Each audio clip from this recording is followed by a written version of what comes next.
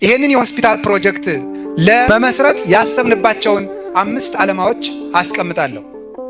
የመጀመሪያው ፍጥረትን እንደ እግዚአብሔር ለማገልገል ነው።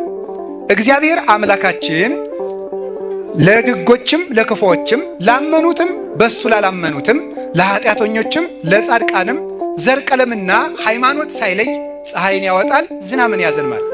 ለወዳጆቹ ብቻ የሚያወጣው ፀሐይ የለም። ለሚያምኑበት ብቻ የሚያዘንበው ዝናም የለም። ለክርስቲያኖች የሚመጣ ዝናም የለም። ለክርስቲያኖች ብቻ የሚፈራረቅ በጋም የለም።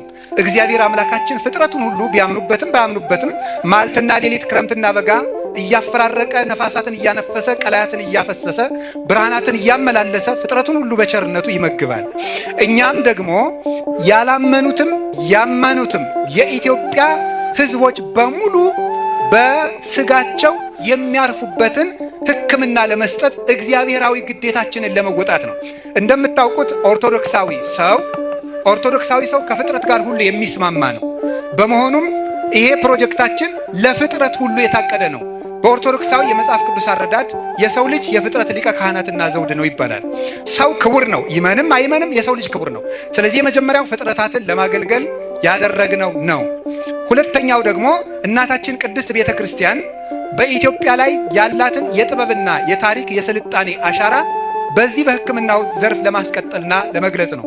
እናታችን ኦርቶዶክሳዊት ቤተ ክርስቲያን በኢትዮጵያ ውስጥ በስነ ጽሑፍ፣ በስነ ህንፃ ሕገ መንግስትን ቀርጻ በመስጠት ከ1600 ዓመት በላይ ያገለገለ ፍትሐ ነገሥትን ለኢትዮጵያ ሕገ መንግስት ለማበርከት የመጀመሪያው የኢትዮጵያ ሕገ መንግስት በአፄ ኃይለ ሥላሴ ዘመን በበጅሮን ተክለ ሐዋርያት ተክለ ማርያም ዘመን ሲረቅ መነሻ የሆነው የኢትዮጵያ ፍትሐ ነገሥት ነበር።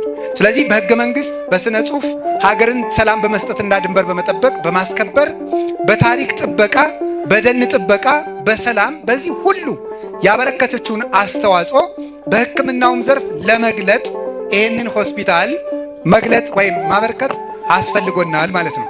ሶስተኛ ጉባኤ ቤታችን የፈውስ ጉባኤ ነው።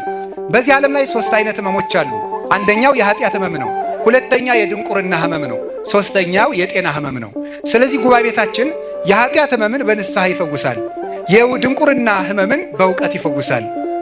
የጤና ህመምን ደግሞ በጸበል፣ በምህላ ጸሎት፣ በዳዊት፣ በእምነት፣ በሌሎችም የቤተ ክርስቲያን ጸሎቶች የሚፈውስ ቢሆንም ነገር ግን እግዚአብሔር በቸርነቱ በሰጠን የፍጥረት ጥበቃ ፍጥረት ሁሉ እንዲፈወስ ሕክምናውንም እንቀበላለንና መመስረት አስፈልጎናል። ሌላኛው ተስፋ ለቆረጡት ወገኖች ተስፋ ለመስጠትና የመጨረሻው ሰው ለመፍጠር ነው።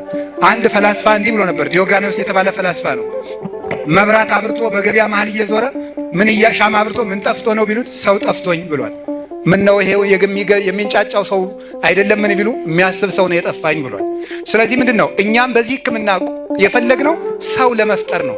በሱስ የጠፉ ወጣቶችን ወንድሞቻችንን ከሱስ ሪከቨሪ አድርገው አገግመው የሚፈወሱበት፣ ወጣቶች ያልገቡት ከሱስ የሚጠበቁበት፣ ለሀገራችንና ለቤተ ክርስቲያናችን በሱስ እየጠፋውን በልምድ የታሰረውን በኃጢአት የጎሰቆለውን ወጣት ጠግኖ ለቤተ ክርስቲያንም ለሀገርም ሰው ለመፍጠር ነው። ሰው መፍጠር የእግዚአብሔር ዓላማው ስለሆነ በዚህ ምክንያት ሆስፒታሉን መስርተናል።